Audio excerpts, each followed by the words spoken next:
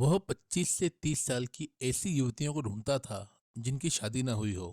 उनके साथ दोस्ती करता, शादी का भरोसा देता और फिर सस्ते होटल या लॉज में ले जाकर शारीरिक संबंध बनाता। इसके बाद भी उसकी सनक ऐसी कि वह गर्भ निरोधक गोली के नाम पर ऐसी चीज खिला देता कि कुछ ही देर में युवती तड़प कर दम तोड़ देती। लव, सेक्स और धोखा, यह कहानी उस वहसी दरिंदे मोहन कुमार की है जिसने एक दो नहीं बल्कि 20 युवतियों के साथ ऐसी घिनौनी हरकत की। गर्भ निरोधक गोली की जगह वह टेबलेट में साइनाइड दे देता था, जिससे ज्वेलर्स गहनों को चमकाते हैं।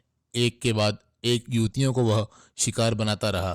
6 साल तक महिलाओं की लाश मिलती रही, लेकिन किसी को कुछ समझ में नहीं आ रहा था कि आखिर इन हत्याओं का मास्टरमाइंड कौन है।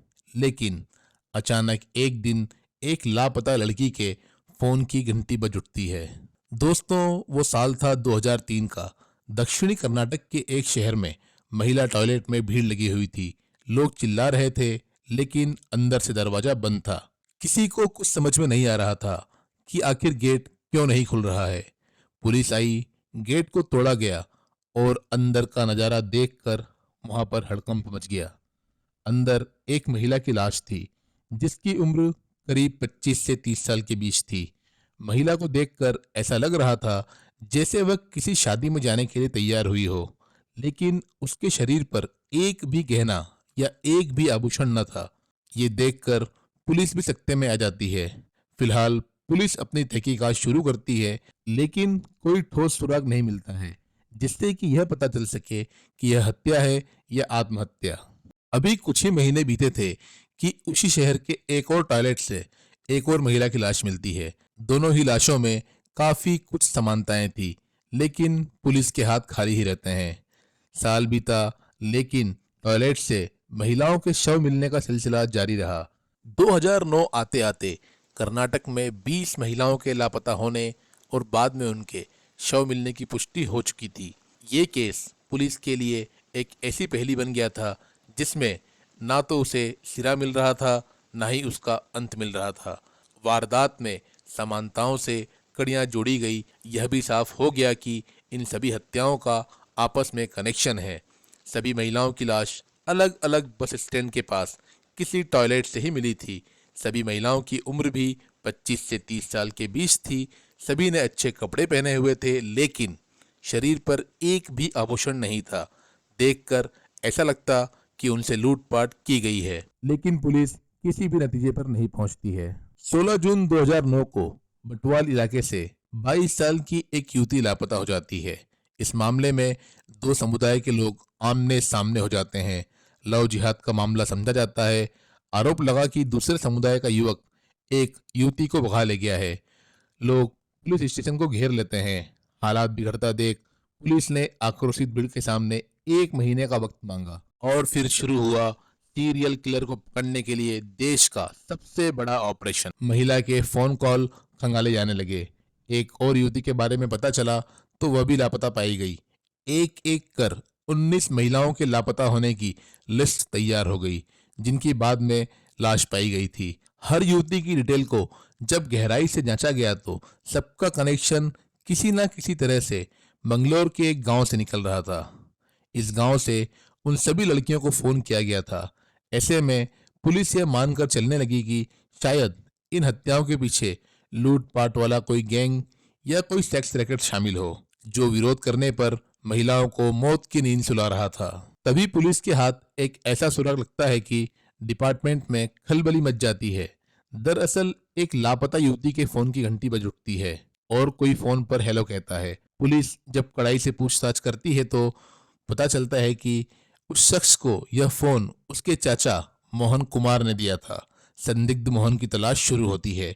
कुछ ही घंटे में उसे मंगलोर के पास डरला कट्टा गांव में पकड़ लिया जाता है। पुलिस की पूछताछ में जब वो एक एक करके अपने राज उगलना शुरू करता है तो कर्नाटक समेत पूरे देश में लोग सन्न रह जाते हैं। सीरियल किलर आनंद बताता है कि वह ऐसी गरीब युवतियों को अपने प्यार के जाल में फंसाता था जिनकी शादी न हुई हो।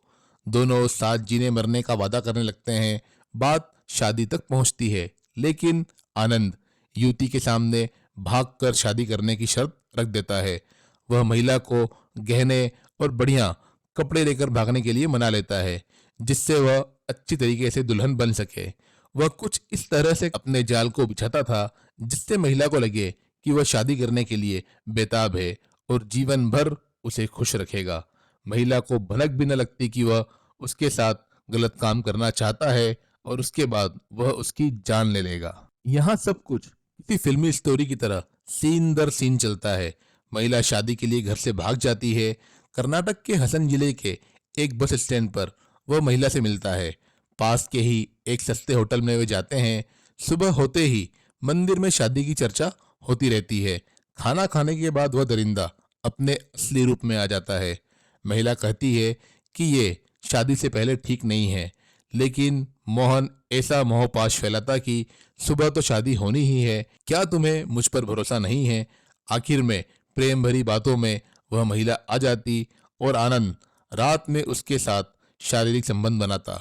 अगले ही दिन वे शादी के लिए तैयार हो जाते। महिला उसी होटल या लॉज में दुल्हन की तरह सजती संवरती, महंगी साड़ी, फूलों का गजरा, चमचमाती चूड़ियां पहनती। आनंद कुछ काम बताकर थोड़ा पहले ही निकल जाता और महिला को बस स्टैंड पर मिलने को कहता और कहता कि हम वहीं से मंदिर जाएंगे। जब दुल्हन बनी वह महिला बस स्टैंड पर आती, तभी बातों ही बातों में आनंद अपनी जेब से एक टेबलेट निकालता। महिला को प्यार से कहता कि रात में जो हुआ उसकी टेंशन मत लो, यह गोली खा लो।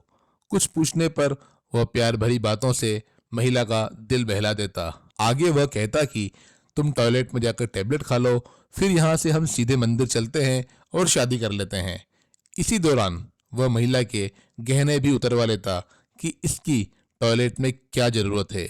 महिला अगर टॉयलेट जाने की बात पर एतराज करती या वहीं खाने की बात करती तो वह कहता कि शायद दवा खाने के बाद कुछ प्राइवेट वाली कोई दिक्कत हो, इसलिए तुम इसे टॉयलेट में जाकर ही खाना।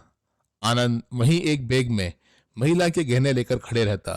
5 से 10 मिनट के भीतर महिला टॉयलेट जाती, अंदर से दरवाजा बंद करती और जैसे ही वह टेबलेट खाती उसकी तबीयत बिगड़ जाती और कुछ ही सेकंड में वह टॉयलेट की शीट पर तड़प कर दम तोड़ देती।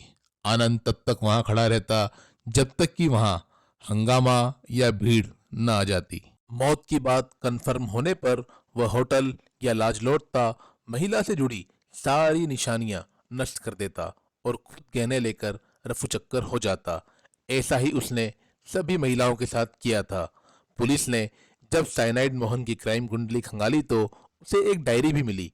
इसमें कई ऐसी महिलाओं के फोन नंबर भी मिले जो उसके जाल में ना आ पाई या उसके झांसे में नहीं फंस पाई। सनकी मोहन पहले दक्षिण कन्नड़ जिले में प्राइमरी स्कूल टीचर था। 2013 में मंगलोर की कोर्ट ने साइनाइड मोहन को फांसी की सजा सुनाई।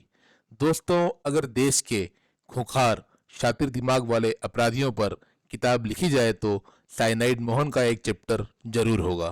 तो दोस्तों, ये थी कहानी देश के सबसे बड़े सीरियल किलर मोहन की, जिसने भोली भाली लड़कियों को अपने जाल में फंसाया, पहले उनके साथ शारीरिक संबंध बनाए और बाद में उन्हें मौत के घाट उतार दिया। इस कहानी को सुनाने का उद्देश्य केवल जागरूकता फैलाना है। आप भी सतर्क रहें और होशियार रहें। मिलते हैं अगली कहानी के साथ। धन्यवाद दोस्तों।